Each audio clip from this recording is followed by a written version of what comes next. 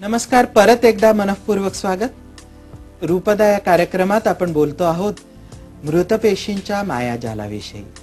मृतपेशी त्वचेवर का जास्त प्रमाणात साठतात आणि त्या नेमकं काय करतात हे समजून घेणं खूपच गरजेचं असतं। मृतपेशी जर जास्त असतील तर आपण सुंदर दिसत नाही, हे जर निसर्गाला माहिती असेल तर मग आपल्या त्वचेवर इतक्या जास्त प्रमाणात मृतपेशी असतातच का? सगळ्यात महत्त्वाचं समजून घ्यायला हवं की मृतपेशींमुळेच आमच्या संपूर्ण शरीराला संरक्षण मिळत असतं। जे सगळ्यात महत्त्वाची गोष्ट लक्षात घ्या, ज्या मृतपेशींबद्दल आपण एवढा आगाचा बोभाटा करत असतो त्या मृतपेशी खरं तर संरक्षक आहेत। सौंदर्याला त्या निश्चितच बाधक आहेत। मृतपेशी जेवढ्या जास्त तेवढ्या आपण कमी सुंदर दिसणार आहोत, पण त्याच वेळेला मृतपेशींचं प्रमाण जेवढं जास्त तेवढंच आपल्याला संरक्षणही जास्त मिळणार आहे। आणि लक्षात घ्या, मृतपेशींमुळे केवळ त्वचेलाच नव्हे तर त्वचेच्या आतल्या अवयवांनाही प्रचंड संरक्षण मिळत असतं। आणि म्हणून मृतपेशी ज्या वेळेला त्वचेवर साठतात तेव्हा सगळ्यात महत्त्वाची गोष्ट लक्षात घ्यायला हवी की त्वचेला जास्त संरक्षणाची गरज आहे। तरुण वयामध्ये ज्या वेळेला झपाट्याने नवीन पेशी तयार होतात त्यावेळेला मृतपेशी गळून पडतात, पण त्याच वेळेला पेशीही प्रचंड प्रमाणात नवीन तयार होत असतात आणि म्हणून कदाचित संरक्षणाची उपलब्धी जास्त चांगली असते। पण जसजसं आपलं वय वाढत जातं तसतशा त्वचेवरच्या मृतपेशी वाढत जातात आणि या मृतपेशी खरं तर संपूर्ण संरक्षणाचं काम करतात। मृतपेशींमुळे आपल्याला बाहेरच्या मायक्रो ऑर्गॅनिझम्स पासून प्रचंड संरक्षण मिळत असतं। बाहेरचं पाणी आपल्या शरीराच्या आत शिरू शकत नाही ते मृतपेशींमुळे, आणि त्याहून सगळ्यात महत्त्वाचं सूर्यप्रकाशामध्ये असलेला यूव्ही लाईट यापासनं मृतपेशीच आपल्याला संपूर्ण संरक्षण देत असतात। आणि म्हणून मृतपेशींना डावलून सौंदर्याकडे बघणं कधीही योग्य होणार नाही। पण मृतपेशी जरी आपली हेल्थ इम्प्रूव्ह करत असल्या, आपल्याला प्रोटेक्शन देत असल्या, तरीही सौंदर्याच्या दृष्टीनं त्या अतिशय घातक आहेत। कारण मृतपेशींचं प्रमाण जितकं वाढत जाईल तेवढी आपली त्वचा रफ दिसेल, काळवंडलेली दिसेल। आपण काळे तर दिसूच, पण त्याच्यावर तेजस्विता अजिबात नसेल, म्हणजे सगळा ग्लो गेलेला असेल। त्वचा रफ मॅच्युअर दिसेल, पॅची दिसेल। आणि म्हणून सुंदरता आणि एकूण आरोग्य यांचा एकूण ताळमेळ घालणं आपल्याला कदाचित शक्य होणार नाही। कारण मृतपेशी ज्या प्रोटेक्टिव्ह आहेत, ज्यामुळे आपल्या शरीराचं आणि त्वचेचं संरक्षण होत असतं, त्याच मृतपेशी आपल्याला विद्रूप बनवायलाही कारणीभूत असतात। त्वचा पॅची, काळवंडलेली, रफ, निस्तेज दिसते ती केवळ या मृतपेशींमुळे।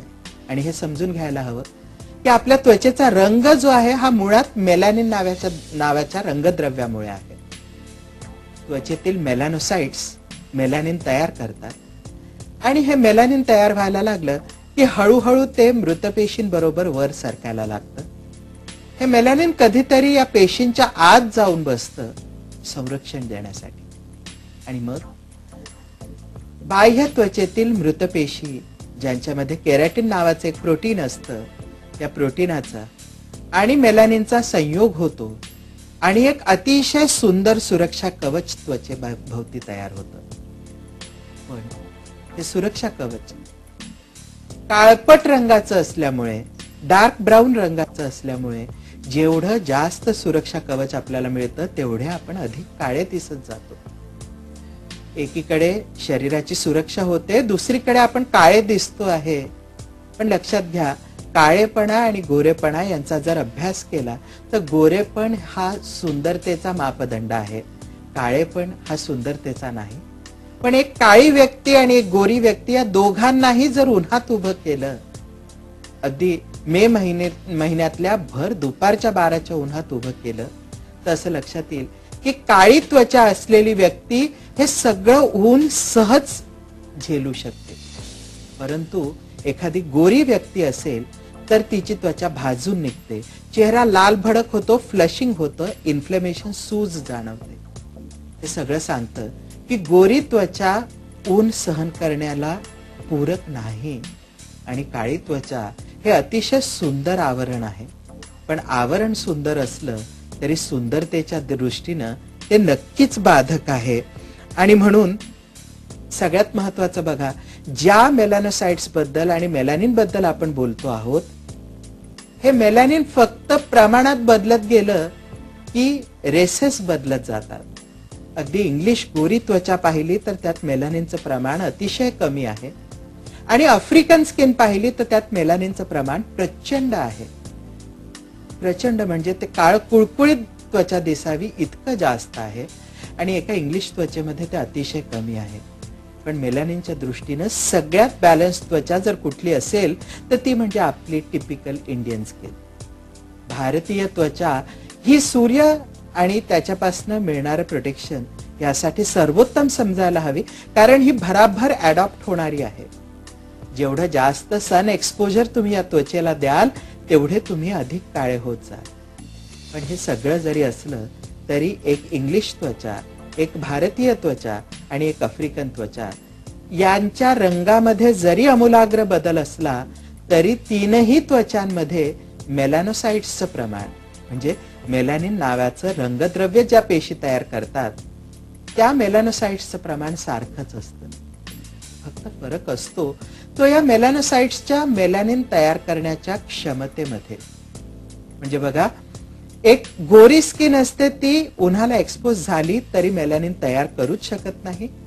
आफ्रिकन स्किन असेल तर ती इतकी काळी असते की ती पूरक संरक्षण देत असते आणि एक इंडियन स्किन घेतली तर ती ऊन जसजसं वाढेल तसतशी रापत जाते आणि जास्त संरक्षण देत जाते.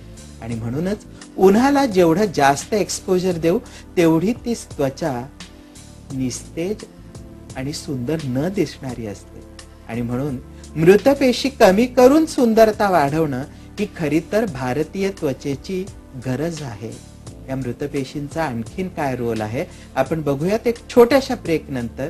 रूपदया कार्यक्रम